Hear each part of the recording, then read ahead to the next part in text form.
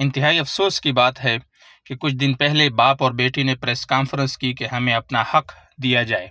ان کی زمین پہ کسی قبضہ گروپ نے قبضہ کیا ہوا تھا اور وہ اپنا حق مانگ رہے تھے، انصاف مانگ رہے تھے۔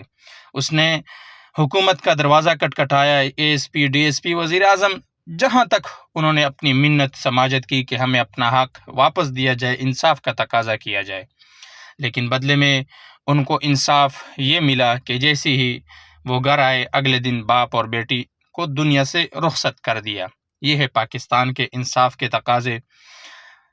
اب کہاں جائیں، کہاں سے انصاف کے بندہ تقاضا کرے؟ کے پی کے سوات سے یہ تعلق رکھنے والے تھے، انہوں نے اپنے وزیر اعلیٰ سہیل افریدی سے انصاف کے تقاضے کیے، لیکن بدلے میں ان کو انصاف یہ ملا کہ اس کے بعد دوبارہ آپ نے کچھ مانگنا نہیں، اگر مانگا تو یہ انصاف ہے، مل جاتا ہے بندے کو۔